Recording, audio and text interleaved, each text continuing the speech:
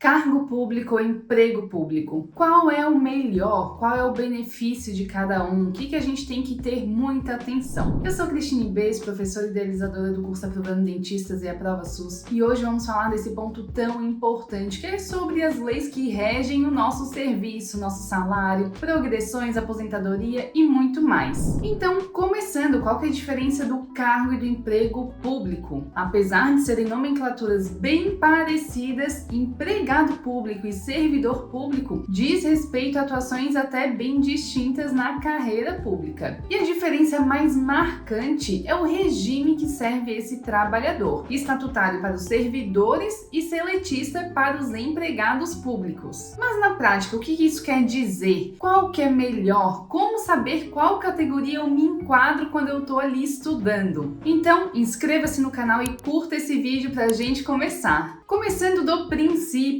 o servidor público, ele ocupa um cargo público, então ele é chamado de estatutário, pois é regido pelo Estatuto do Servidor, que é as normas que regem ali o serviço desse trabalhador. Já o empregado público, ele ocupa um emprego público, regido pela CLT, as Consolidações das Leis do Trabalho, sendo chamado então de seletista, vem de CLT. E tanto o regime estatutário quanto o seletista estão regidos na Constituição Federal de 1988. Certamente, o que mais chama atenção para todos é que o servidor público, após 3 anos do estágio probatório, ele atinge a estabilidade, enquanto que o seletista, o empregado público regido pelo CLT, ele não vai ter essa estabilidade. Mas eu já adianto, é necessário uma motivação de dispensa. Não é porque não tem a estabilidade que vai ser despedido a qualquer momento por qualquer motivo. Então, Cris,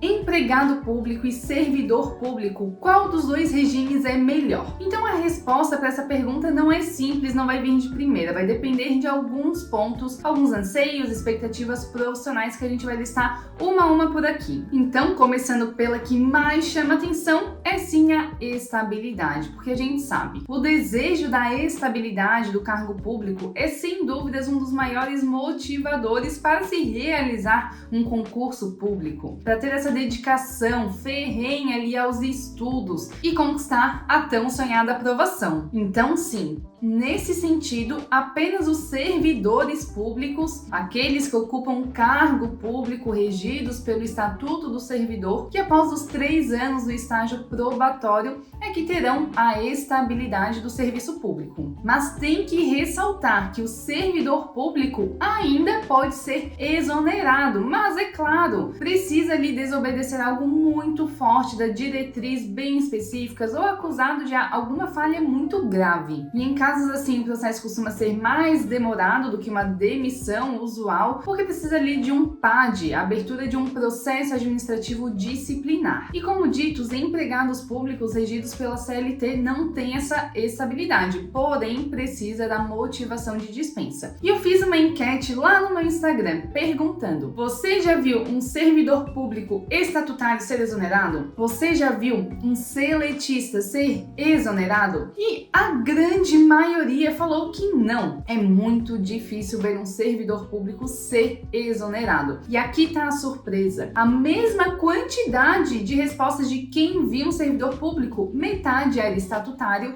metade era seletista. Isso mostra que o estatuto ou o CLT não é quem está regendo ali essa demissão, essa exoneração. Então, a gente sabe que é um ponto importante, mas não é apenas ela que vai ditar ali nossa vontade de ingressar no concurso público. Então, partindo para o segundo ponto, mudanças de cargo. Para ter uma carreira mais dinâmica, com chance de mudar de cargo, o regime seletista pode ser um pouco mais maleável. A gente sabe que dentro do serviço público é difícil a gente ver um servidor mudando de cargo ao longo da carreira. Já no regime CLT isso é um pouco mais usual e pode trazer uma dinamicidade que para alguns seja importante. Terceiro ponto, aposentadoria. Apesar das mudanças instituídas na reforma da Previdência, o plano de aposentadoria dos servidores públicos ainda é mais vantajoso de maneira geral do que pela CLT, pois em diversos estatutos dos servidores a gente vê os servidores aposentando com salário integral ou mais próximo daquele de quando estava em exercício. Já no CLT vai ter o teto ali do INSS, então muitas vezes pode se aposentar sem receber integralmente aquele salário de quando estava em exercício, precisando então se preocupar com a aposentadoria complementar, enfim, então é um ponto de atenção. E a gente não pode deixar de falar das vantagens adicionais. Tanto o CLT quanto os servidores possuem vantagens adicionais, então os servidores eles podem contar ali com algumas vantagens